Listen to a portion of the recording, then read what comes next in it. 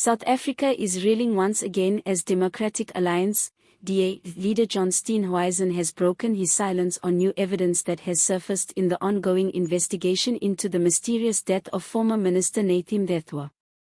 The revelations, described by sources as potentially explosive, have reignited public outrage and thrown the political establishment into turmoil. During a press briefing held at the DA's Cape Town headquarters, Steenhuisen addressed the latest findings with a tone that was both grave and defiant.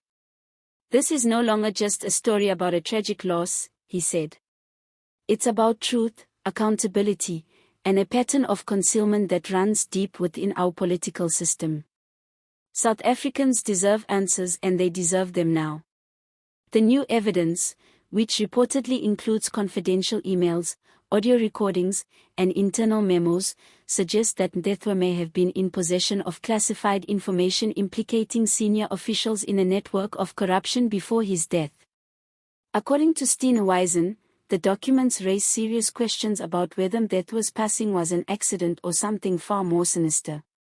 "What we're looking at," Steenhuisen continued, "is a trail of fear, intimidation, and silence.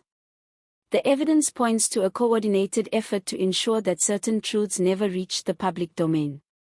If even half of what's emerging is true, then the people of South Africa have been deceived on a scale that is both shocking and unforgivable." Political insiders claim that Mthethwa had been working quietly on a confidential report shortly before his death, one that allegedly contained details of financial mismanagement and political interference in state contracts. Steenhuisen's comments appeared to confirm the existence of this report, which vanished from government archives days after Mthethwa's passing. The DA leader's remarks have sent tremors through Parliament, with members from across the political spectrum demanding to know more. "If these documents exist, they must be made public," said one opposition MP. "This is not just about politics. This is about justice for a man who may have died trying to protect the truth." Steenhuisen also made it clear that he would push for an independent inquiry into Mthethwa's death, free from any political interference. "The public has lost faith in internal investigations," he said. "It's time for transparency. We cannot allow those in power to investigate themselves." The statement drew immediate reactions from within the ANC, where tensions are reportedly boiling. Senior officials dismissed Steenhuisen's comments as irresponsible and politically motivated, while others privately expressed concern about what the new evidence might reveal. One insider admitted, "There's panic behind closed doors. Everyone's trying to find out how much the DA really knows."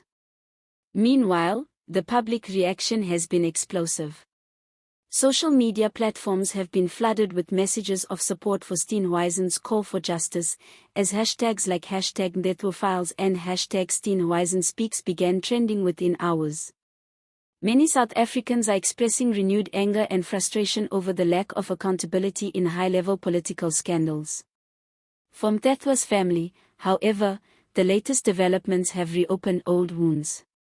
His widow, speaking through a family representative, said she was grateful that the truth is finally being pursued, but admitted the process was emotionally devastating. "It hurts," she said. "We want answers, but every time new information comes out, it feels like losing him all over again." Political commentators say Steenhuisen's intervention could mark a turning point in the case. "He's taking a bold stance," said political analyst Saifo Dlamini. By openly demanding accountability, Steenhuisen is positioning himself not just as an opposition leader, but as a defender of truth in a country where corruption has silenced too many voices.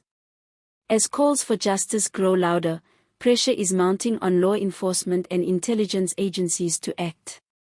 Reports indicate that Parliament may soon debate the reopening of Mthethwa's case, this time with international oversight to ensure neutrality and transparency. For now, the nation watches closely divided, anxious, and desperate for closure. The death of Nathi Mthethwa has become more than a mystery, it has become a mirror reflecting the deep mistrust between the people and their leaders. John Steenhuisen ended his speech with words that captured the weight of the moment. We owe it to Nathi Mthethwa, to his family, and to every South African who believes in justice, to uncover the truth.